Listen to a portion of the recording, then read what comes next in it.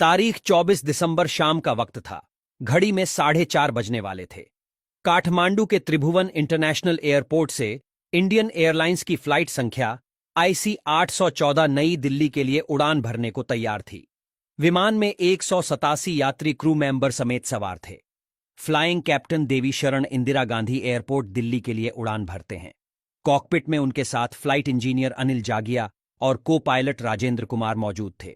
शाम करीब 5 बजे जैसे ही विमान भारत के क्षेत्र में दाखिल हुआ, 5 नकाबपोश हथियारबंद लोगों ने प्लेन अपने कंट्रोल में ले लिया। एक हाईजैकर कॉकपिट में घुसता है और कैप्टन देवी शरण को गन पॉइंट पर ले लेता है। बाकी 4 यात्रियों को धमकाना और डराना शुरू कर देते हैं। देवी शरण हाईजैकर से पूछते हैं कि आप लोग क्या चाहते हो। जवाब मिलता है, जहाज को लखनऊ के रास्ते लाहौर ले चलो। कैप्टन देवी शरण समझाने की कोशिश करते हैं कि प्लेन में लाहौर तक का तेल नहीं है। जानबूझकर विमान की रफ्तार भी कम कर देते हैं, लेकिन जहाज को उड़ाने की धमकी मिलती है। देवी शरण के पास प्लेन का रुख लाहौर की तरफ मोड़ने के सिवा कोई रास्ता नहीं था, लेकिन लाहौर में लैंडिंग की अनुमति नहीं मिलती है। शाम 6:04 पर भारत सरकार को देवी शरण का मैसेज पहुंचता है, प्लेन हाईजैक हो चुका है और हमारे पास सिर्फ आधे घंटे का फ्यूल बचा है। कृपया हमें लाहौर उतरने की अनुमति दिलाएं, वे हमें मार डालेंगे। शाम 6:30 पर भारतीय हाईकमीशन ने इस्लामाबाद से विमान को लाहौर में उतारने की अनुमति मांगी, लेकिन इस बार भी साफ मना कर दिया गया।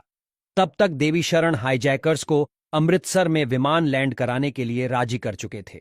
प्लेन काफी देर अमृतसर एयरपोर्ट के ऊपर मंडराता रहा और आखिरकार करीब 7:01 पर लैंड किया।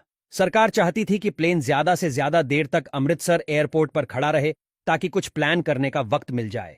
प्लेन के टायर पंक्चर करने के बारे में भी सोचा गया। इस बीच हाईजैकर्स प्लेन को टेक ऑफ करने के लिए लगातार कैप्टन पर दबाव बना रहे थे। इस बीच योजना बनती है कि ईंधन के एक टैंकर को रास्ते में खड़ा कर दिया जाए ताकि टेक ऑफ का रास्ता ना मिले। टैंकर रवाना होता है, लेकिन ड्राइवर टैंकर को तेजी से लेकर जा रहा था। उसे निर्देश दिया गया कि टैंकर धीमा चलाए। ड्राइवर हड़बड़ाहट में ब्रेक मार देता है और टैंकर खड़ा हो गया। हाईजैकर्स कॉकपिट से यह सब होता देख रहे थे। इसके बाद वे अनिल जागिया के सिर पर पिस्टल रखकर उल्टी गिनती शुरू कर देते हैं। मजबूरन कैप्टन देवी शरण को टेक ऑफ करना पड़ता है, यानी विमान बिना फ्यूल लिए ही एक बार फिर हवा में उड़ान भर जाता है। उड़ान भरने के दौरान प्लेन की टैंकर से टक्कर होते होते ही रह जाती है। कुछ ही देर बाद प्लेन लाहौर के आसमान में था। फिर से लाहौर विमान को लैंड करने की परमिशन नहीं देता है। लाहौर को पता है विमान को जबरदस्ती लैंड कराने की कोशिश की जाएगी। ऐसे में लाहौर एयरपोर्ट की बत्तियां बुझा दी गई, लेकिन कैप्टन देवी शरण के पास कोई रास्ता नहीं था। वे लैंड करने की कोशिश करते हैं, तभी देखते हैं कि प्लेन एयरपोर्ट पर नहीं बल्कि हाईवे पर लैंड कर रहा है। कैप्टन फिर लाहौर एयर ट्रैफिक कंट्रोल से अनुमति मांगते हैं और इस बार परमिशन मिल जाती है। भारत सरकार यहां हाईजैकर्स के साथ नेगोशिएशन करने की कोशिश करती है, लेकिन फ्यूल लेने के बाद रात 10:30 बजे प्लेन दोबारा टेक ऑफ कर जाता है। प्लेन की अब अगली लैंडिंग 25 दिसंबर को सुबह करीब 3 बजे दुबई में होती है।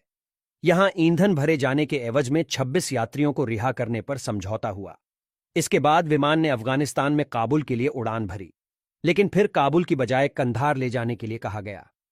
26 दिसंबर की सुबह करीब 8 बजे विमान कंधार हवाई अड्डे पर लैंड करता है। इसके बाद विमान पूरे 6 दिन तक यात्रियों के लिए जेल बना रहा। देश अभी कुछ दिन पहले ही कारगिल युद्ध से उबरा था। इसके तुरंत बाद हुए इस विमान हाईजैक ने तत्कालीन प्रधानमंत्री अटल बिहारी वाजपेयी पर दबाव बना दिया। लोग लगातार हाईजैकर्स की मांग मानने और अपने परिवारजनों और रिश्तेदारों को वापस लाने की मांग कर रहे थे। शुरुआत में हाईजैकरों ने 36 आतंकवादियों को छोड़ने और 20 करोड़ अमेरिकी डॉलर की मांग की, लेकिन फिर बातचीत के जरिए 3 आतंकवादियों को छोड़ने पर बात बनी। आखिरकार 31 दिसंबर को 3 आतंकवादी रिहा होते हैं और हाईजैकर्स विमान में कैद यात्रियों को छोड़ते हैं।